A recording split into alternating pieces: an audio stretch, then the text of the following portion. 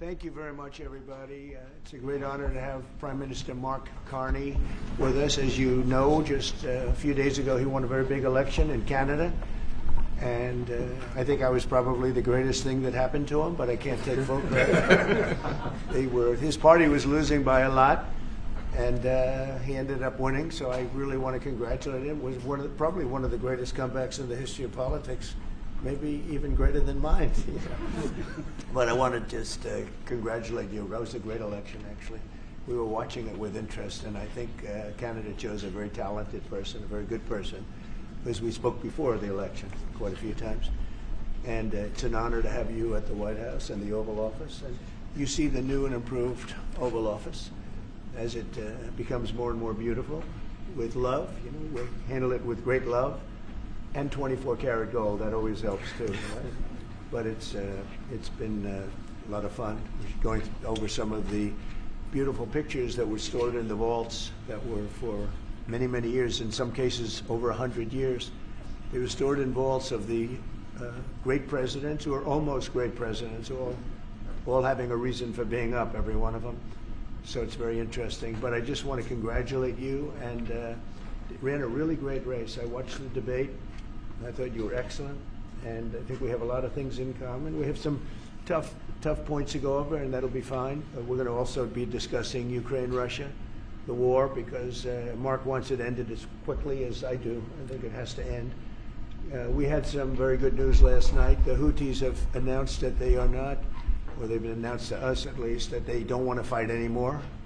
They just don't want to fight, and we will honor that. And we will stop the bombings, and they have capitulated. But more importantly, we will take their word. They say they will not be blowing up ships anymore, and that's what the purpose of what we were doing. So that's just news. We just found out about that. So I think that's very, very positive. They were knocking out a lot of ships going. As you know, sailing beautifully down the various seas. It wasn't just a canal, it was a lot of other places. And I will accept their word, and we are going to stop the bombing of the Houthis, effective immediately. And Marco, you'll let everybody know that, okay?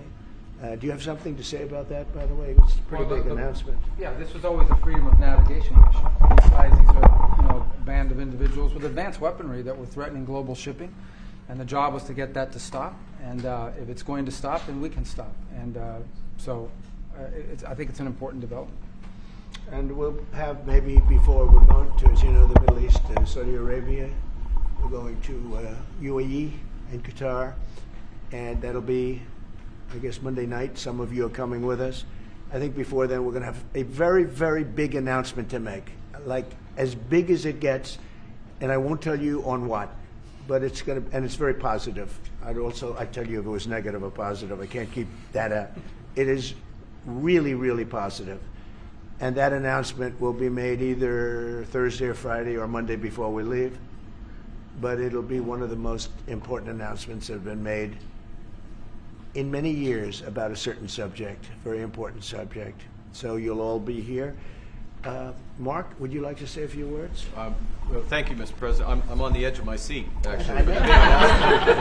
But thank you for your hospitality and above all for your leadership. You're a transformational president, focus on the economy with a relentless focus on the American worker, securing your borders, ending the scourge of fentanyl and other opioids, and securing the world. And I've been elected with my colleagues here, with the help of my colleagues here. I'm going to spread the credit to transform Canada with a similar focus on the economy, securing our borders, again on fentanyl, much greater focus on defense and security, securing the Arctic and developing the Arctic.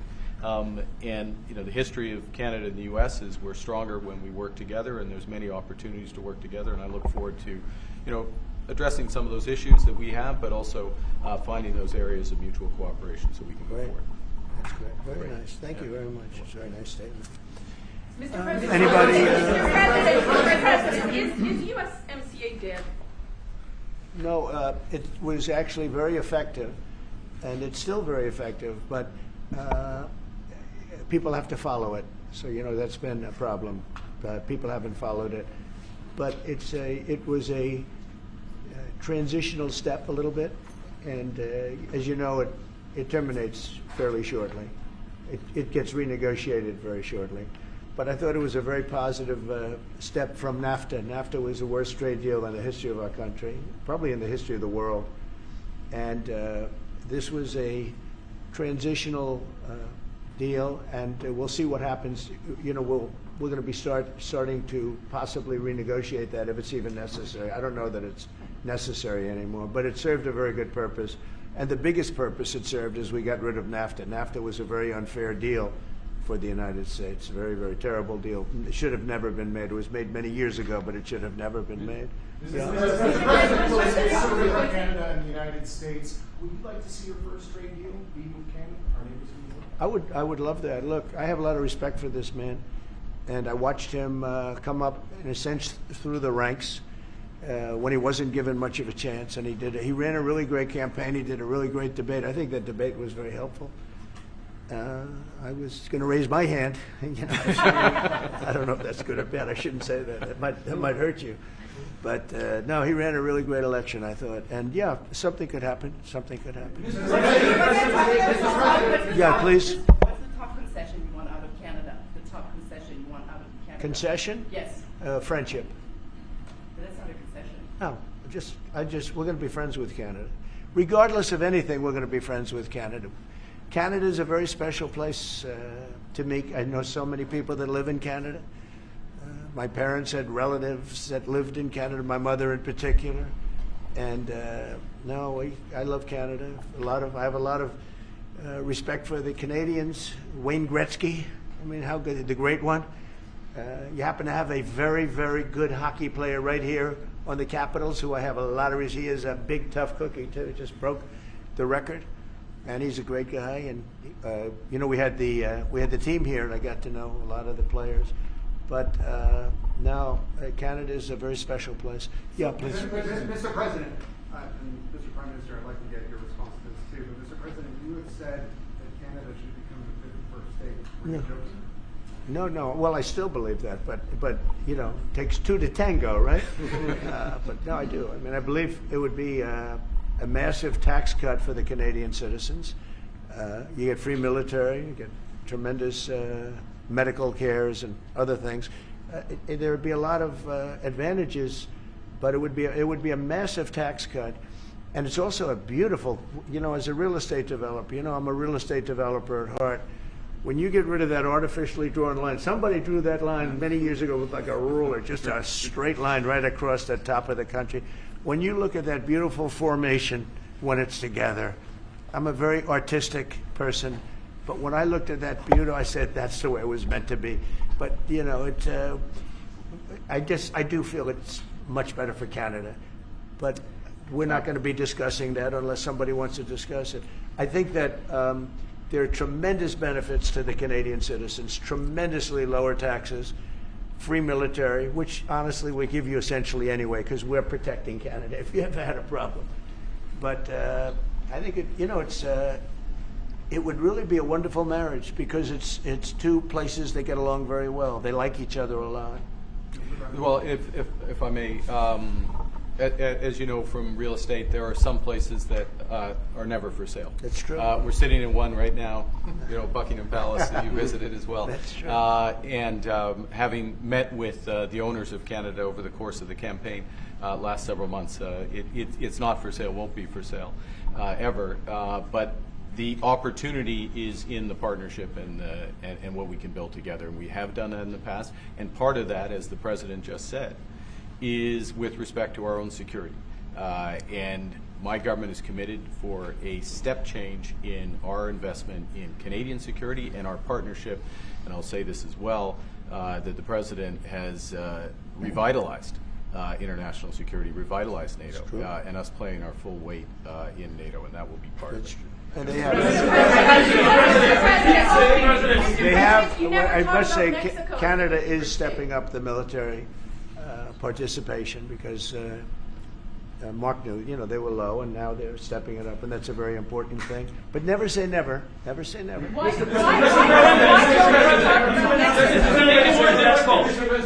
saying that what would it take to get the tariffs off of Canada?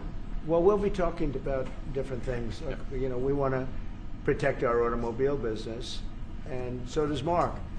But we want to make the automobiles, and we want to, we have a tremendous abundance of energy, more than any country. We have, just in Alaska alone, Anwar has been reopened now. Anwar is probably the largest find anywhere in the world. They say it's larger than Saudi Arabia. I don't know, but it's a lot.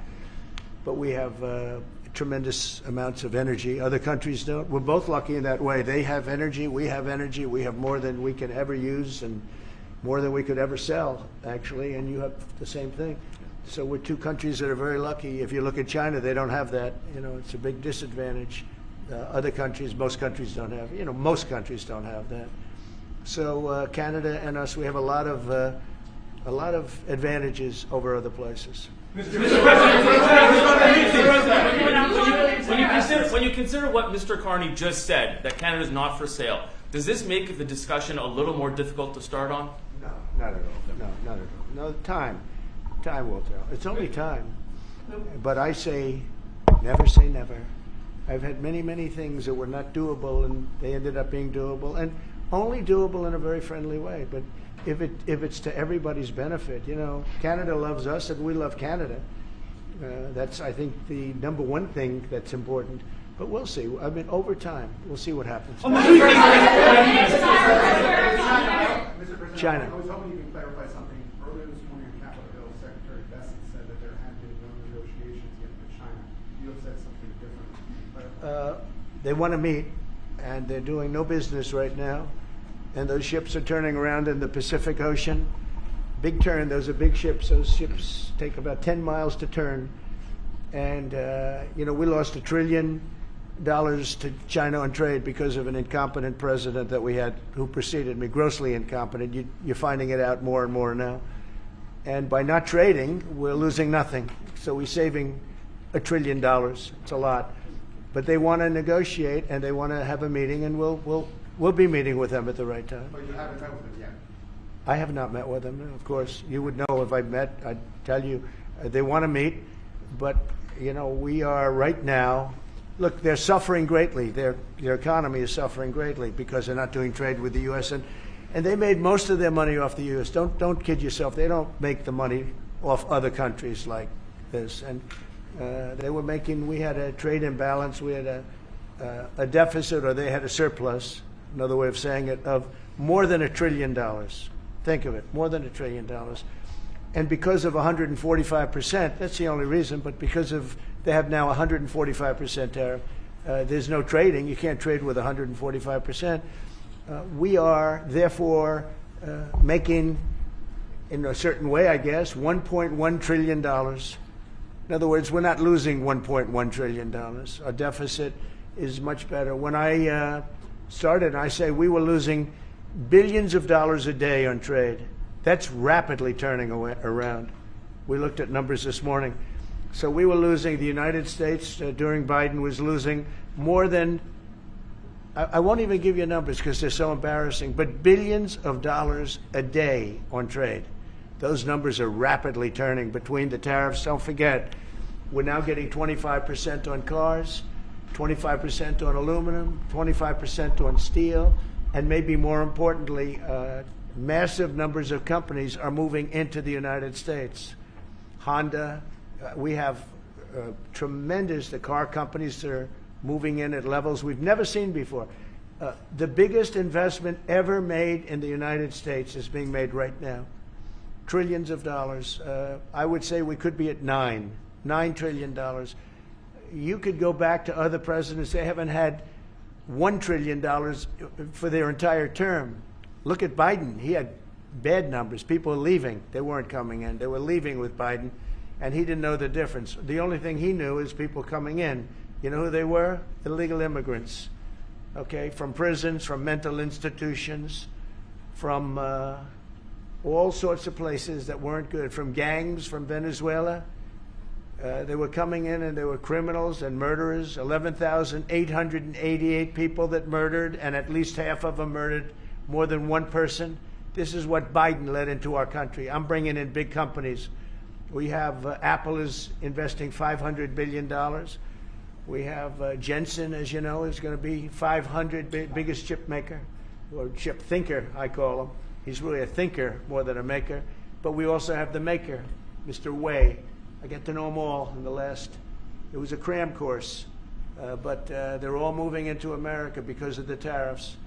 And I don't think people have appreciated it. Some people do, some of the smart people do. So we have more money coming in. It's really an amazing thing. We have more money being invested in the United States now than at any time ever before in our history, and it's not even close. And I think the real number could be 9 or 10 trillion. We don't know everybody that's doing it. We have many. I just heard about a plant that's being built right now, a very, very top-of-the-line company, and they didn't come to the White House. They're just doing it because they're making it, because if they build here, there are no tariffs. And this is the big market. This is the market. That sets us apart from it. This is the market where everyone wants to be. Now, if I didn't come here and do this, all of a sudden we wouldn't be the market where everyone wants to be. So we're able to do it in time.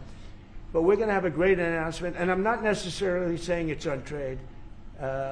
Going to the beginning, we're going to have a great announcement over the next few days, an announcement that will be so incredible, so positive. And I'm not saying, I don't want you to think it's necessarily on trade.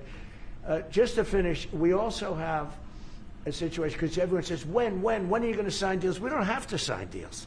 We could sign 25 deals right now, Howard, if we wanted. We don't have to sign deals. They have to sign deals with us. They want a piece of our market. We don't want a piece of their market. We don't care about their market. They want a piece of our market. So we can just sit down, and I'll do this at some point over the next 2 weeks, and I'll sit with Howard and Scott and with our great vice president, who has done a really good job. We have some good news to report on a lot of fronts. But JD will be there, and Marco, and we're going to sit down, and we're going to put very fair numbers down, and we're going to say, here's what this country, what we want, and congratulations, we have a deal. And they'll either say, great, and they'll start shopping, or they'll say, not good, we're not going to do it. And I said, that's okay, you don't have to shop. Now, we may think, well, they have a right, you know, that maybe we were a little bit wrong, so we'll adjust it. And then you people will say, oh, it's so chaotic. No, we're flexible. But we'll sit down, and we'll, at some point, in some cases, we'll sign some deals. It's much less important than what I'm talking about.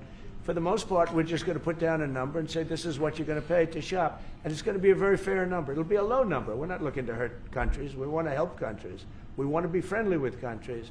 But you keep writing about deals. When are we going to sign? When? It's very simple. We're going to say, in some cases, we want you to open up your country. In some cases, we want you to drop your tariffs. I mean, India, as an example, has one of the highest tariffs in the world.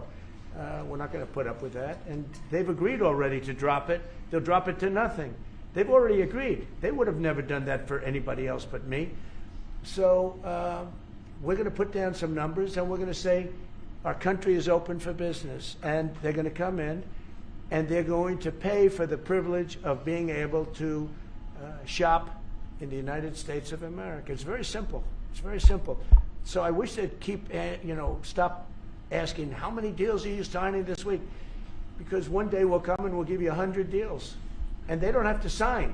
All they have to do is say, oh, we'll start sending our ships right now to pick up whatever we want or to bring whatever we want. It's very, very simple. And I think my people haven't made it clear. We will sign some deals. But much bigger than that is we're going to put down the price that people are going to have to pay to shop in the United States. Think of us as a super luxury store, a store that has the goods. You're going to come and you're going to pay a price, and we're going to give you a very good price. We're going to make very good deals. And in some cases, we'll adjust. But that's where it is. And we've been ripped off by everybody for 50 years.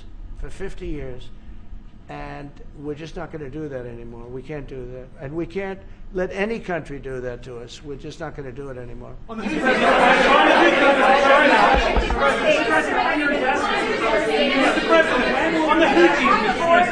Houthis, can you tell us a bit more about the deal that you've reached with the Houthis that you No, mentioned? it's not at a the start? deal. They've said, please don't bomb us anymore, and we're not going to attack your ships. And where did you hear about that? It doesn't matter where I hear it. The very good source, I could tell you. Very, very good source. Would you say, Marco? I would say pretty good, right, JD? A very good source. Mr. No, they don't want to be.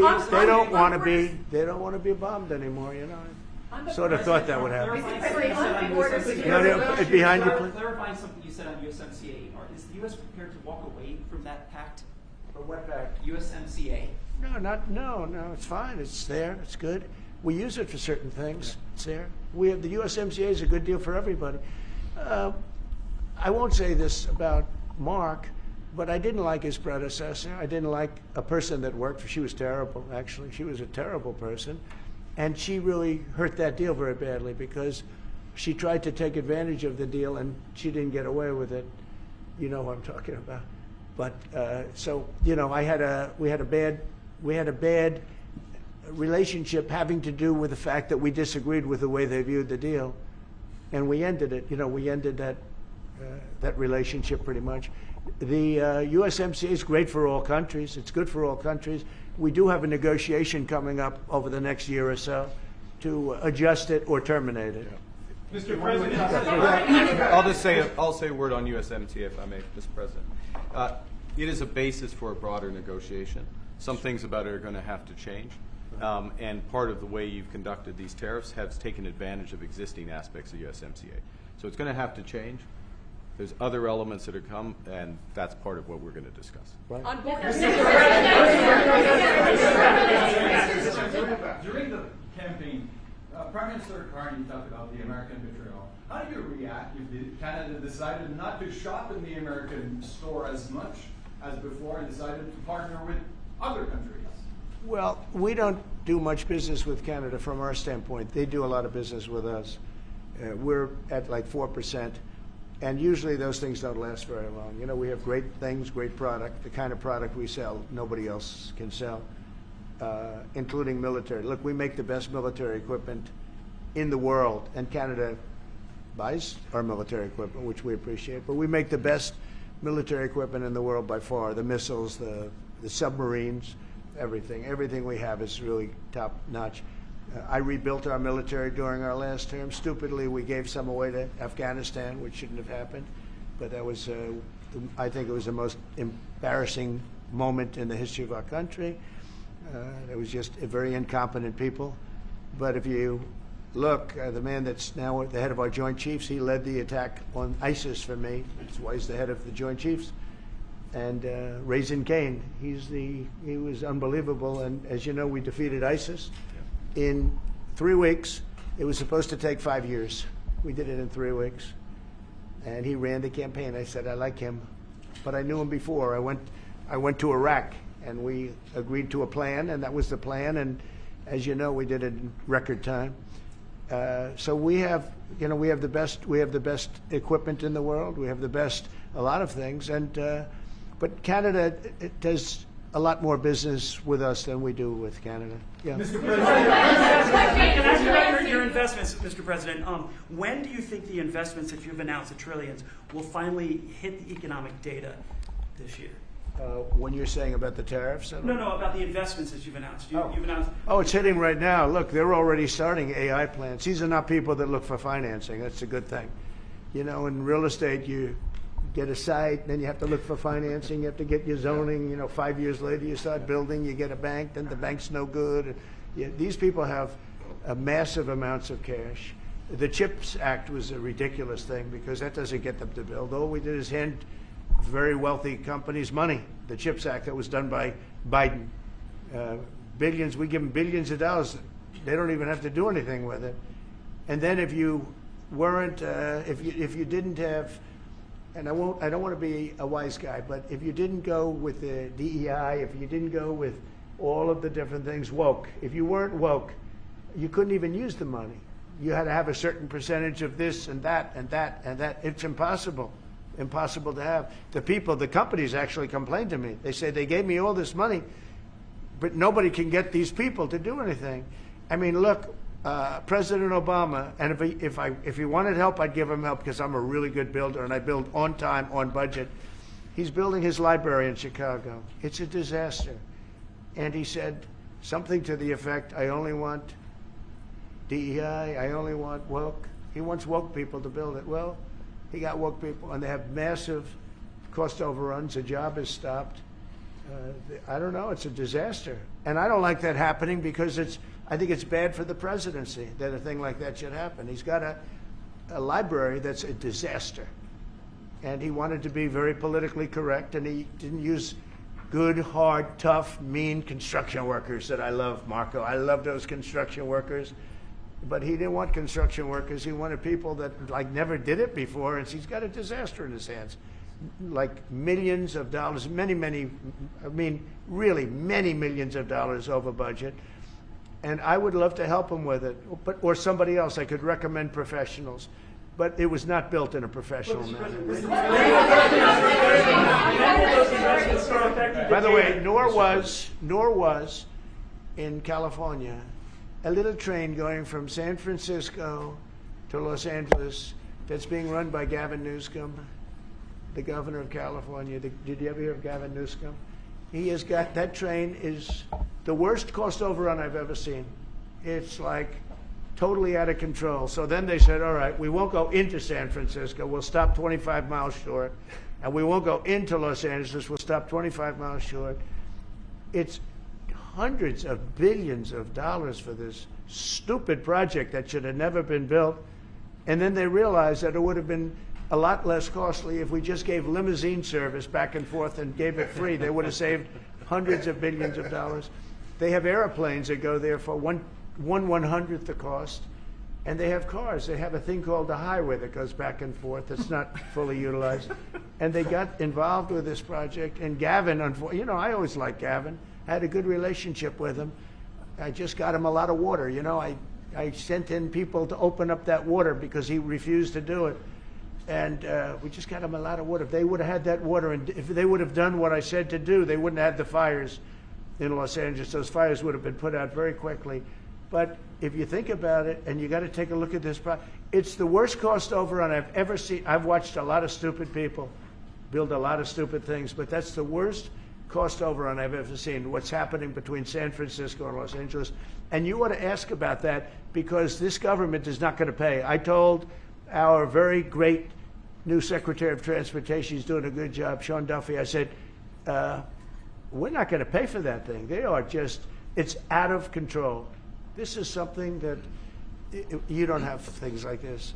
It's not even conceivable. Like 30 times over budget, 30 times. It's the craziest thing. And now it's hundreds of, it was supposed to be a simple train. And I think the media should take a look at it. And I'd love him to run for president on the other side. I'd love to see that. But I don't think he's going to be running, because that one project alone, well, that and the fires and a lot of other things, pretty much put him out of the race. Mr. President, what changes would you like to see to the USMCA? Or what changes would you like to make? We're going to work on some subtle changes, maybe. I don't even know if we're going to be dealing with the USMCA. We're dealing more with concepts right now. Look, right now, we're doing trade. We have trade. They're paying a tariff on cars and steel and aluminum. And I think we have a baseline of 10% or something like that for the tariffs. But we're getting along very well. Right now, going no further, but we have an agreement. We did something with even parts. You want to discuss that, Howard, with respect to Canada, which helps Canada out? Sure. So we've made an arrangement with the car companies that 15% of their USMCA parts are included, and then 15% of foreign parts from the manufactured suggested retail price are not tariffed, to help domestic manufacturing really thrive. So it gave them a chance to be able to build their car parts factories if they're going to. A lot of these companies already have factories, and what they have to do is just fill them out. But they're able to build them in the United States, so we gave them a pretty substantial period of time. Just to clarify, Mr. President, is there anything the Prime Minister can say to you today to change your mind on tariffing Canada? Tariffing cars? Tariffing Canada. Is there anything he could say to you in the course of your meetings with him today that would get you to lift tariffs on Canada? No, Why not? just the way it is. What's the 51st state? Yeah. If Canadians don't want it, would you respect that? Sure, I would. But this is not necessarily a one-day deal. This is over a period of time they have to make that decision. Yes, go ahead. Yeah, if I may. Respectfully, Canadians' view on this is not going to change on the 51st state. Secondly, we are the largest client of the United States in the totality of all the goods. So we are the largest client of the United States. We have a tremendous auto sector between the two of us, and the changes they've made have been helpful. 50% of a car that comes from Canada is American. That's not like anywhere else in the world.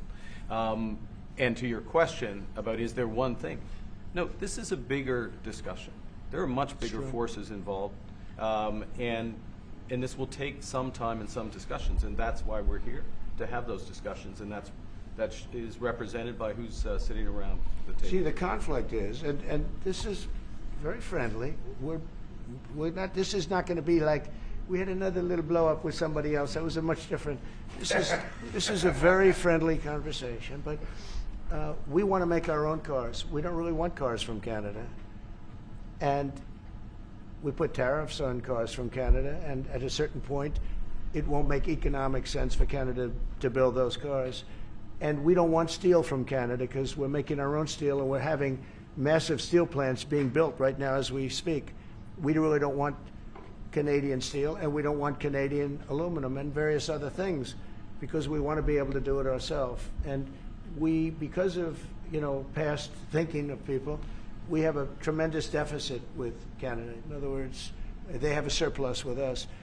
And there's no reason for us to be subsidizing Canada. Canada's a place that will have to be able to take care of itself economically. I assume they can. I will tell you that Trudeau, when I spoke to him, I used to call him Governor Trudeau. I think that probably didn't help his election. But when I spoke to him, I said, so why are we taking your cars? Why are we taking we want to make them ourselves. I mean, I said, and if the price of your cars went up, or if we put a tariff on your cars of 25%, what would that mean to you? He said that would mean the end of Canada. He actually said that to me. And I said, that's a strange answer, but I understand his answer. But no, I mean, it's hard to justify subsidizing Canada to the tune of maybe $200 billion a year. We protect Canada militarily, and we always will. We're not going to, that's not a money thing. But we always will. But, it's not fair. But why are we subsidizing Canada $200 billion a year, or whatever the number might be? It's a very substantial number. And it's hard for the American taxpayer to say, gee whiz, we love doing that. Thank you very much. We're going to have a very substantial. Thank you. Thank you very much.